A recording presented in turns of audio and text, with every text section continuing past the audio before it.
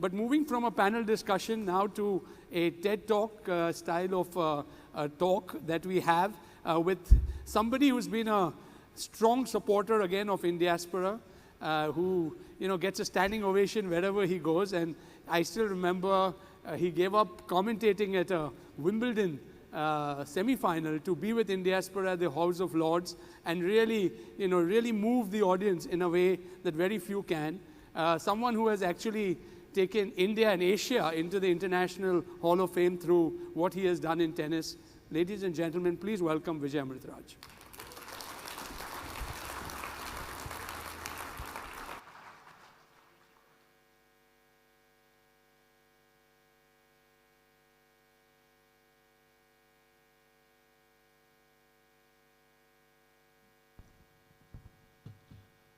I used to play 5 sets, and now the steps become hard to climb, Thank you very much. I'm delighted to be here.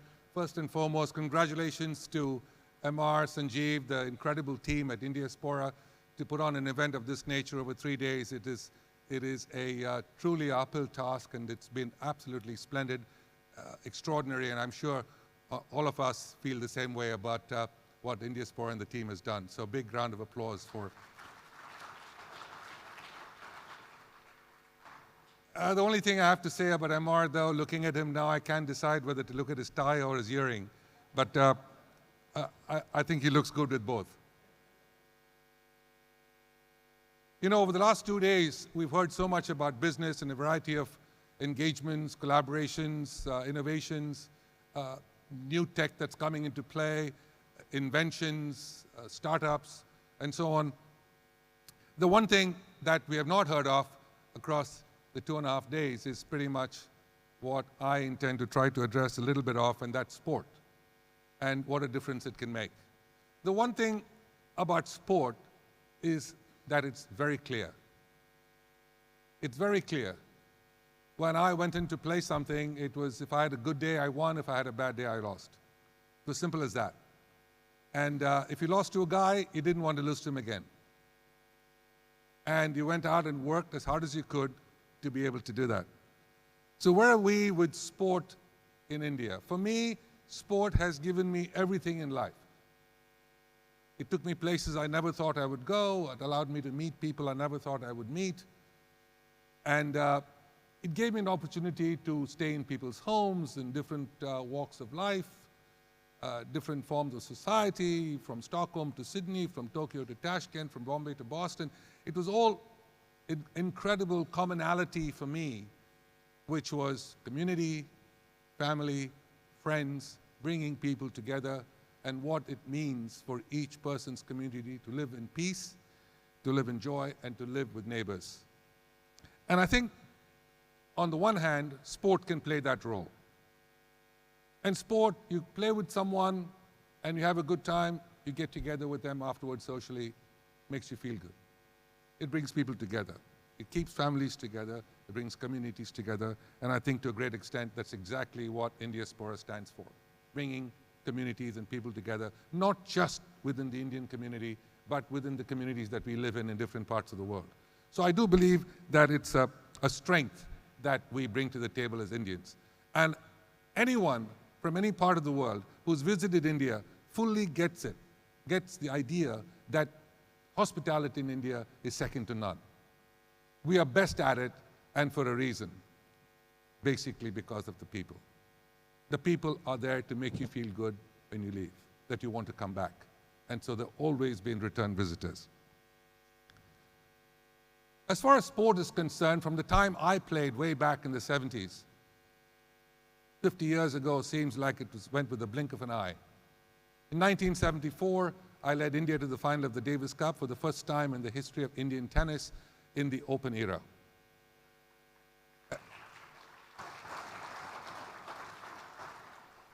And strangely, after Australia was out of it, America was out of it, Britain was out of it, France was out of it, Spain was out of it, we had a great opportunity to win that final and put India's name on the Davis Cup. And we came up against an apartheid South Africa. And so the decision made from the very top, the then Prime Minister of India, called off the match. And we defaulted to South Africa in '74. It took me another 13 years of very, very hard work and sacrifice to once again be able to help lead India to the final again in 1987. 13 years later. The question here is now, where world sport has grown and how far can we relate to India's growth in sport? We grew up with an adage, the old Olympic adage, it's not the winning that counts, but the taking part.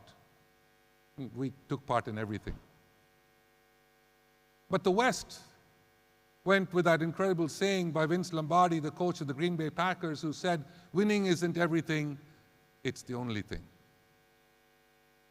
And so, in business, all of you have achieved that. Awesome. When you look at the number of incredible Indian CEOs at the top of the top 100 companies in the world, we see that. We see that incredible growth over the last 40, 50 years. But on the odd occasion, we have a Neeraj Chopra, we have a Mary Kom, we have some incredible badminton players. But nowhere in comparison to India's growth. And that's where I think there needs to be a focus. I was recently at a summit and addressing parts of it in a sports segment, which basically said that Indian business of sport in India is at an incredible $52 billion. Of course, 50 of it comes from cricket. But it's okay. We're moving in the right direction. When I grew up and played tennis, the constant question that I had to answer was, yes, you play tennis, what do you do for a living? And when I won my first big tournament, people stopped asking me that question. Of course, the second question was more difficult to answer. My late grandmother used to always say to me, why do you have to go so far to lose?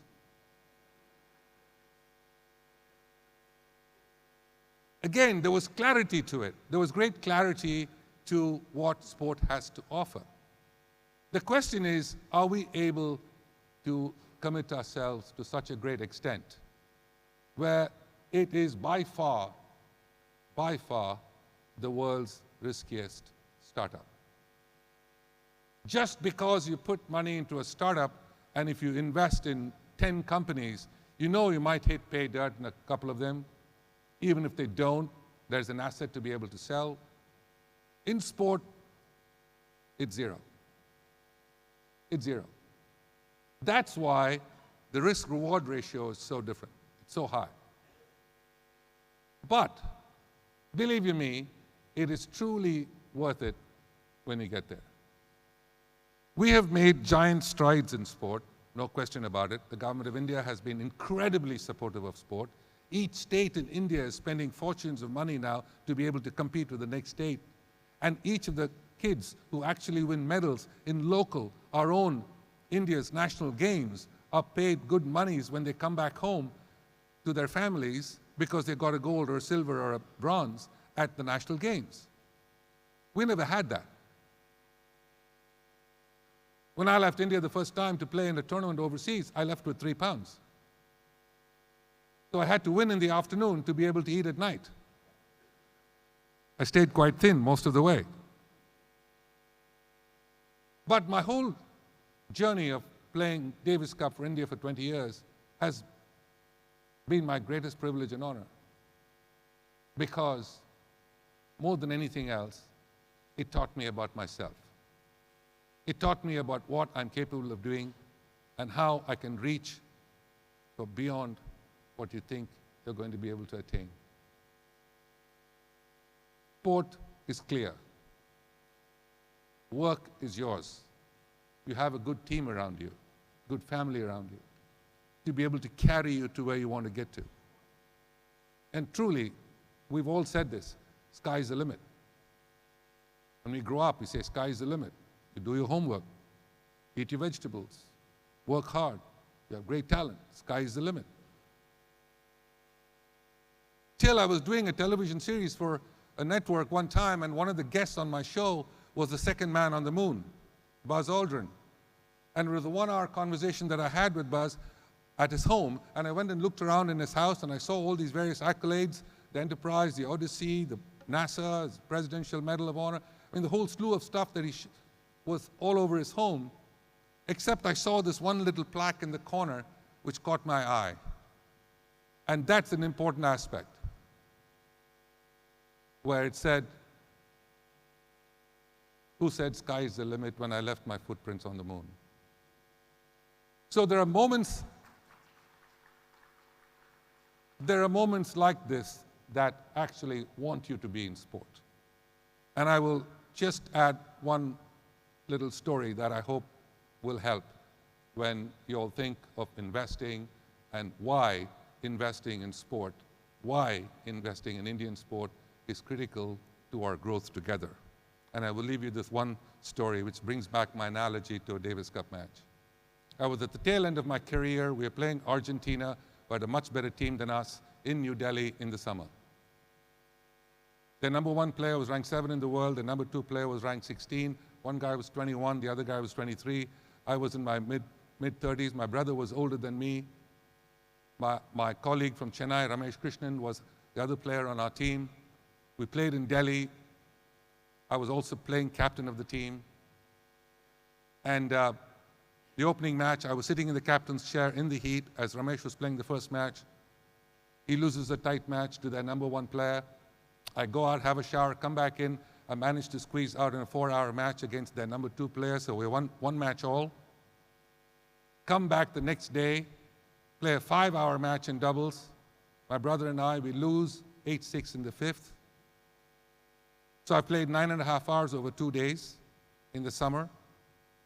And I come back the next day to keep India alive in the Davis Cup tie as we had done 2-1.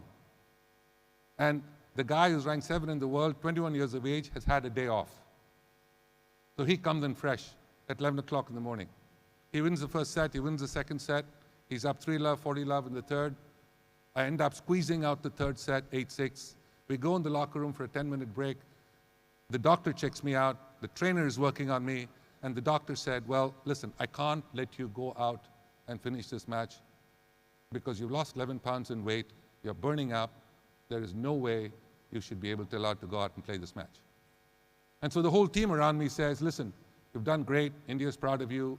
Let's go home because you might not survive physically." So this is that moment in time where you hit a crossroads, whether it's business, whether it's family, whether it's spouses, whether it's children, grandparents, whatever it might be, you hit that crossroad. And for me, that was that crossroad. A choice where you look at remaining with status quo, where you remain to be good, or do you take a chance to be great? So I said to the manager, "Listen, let's have the oxygen tank close by. The ambulance needs to be around the corner, but the only way I'm coming off that court is on a stretcher." So I said, "Let's go out there." I ended up being 2 match points down in the 4th set. I won in 5 sets, and India went to the final of the Davis Cup.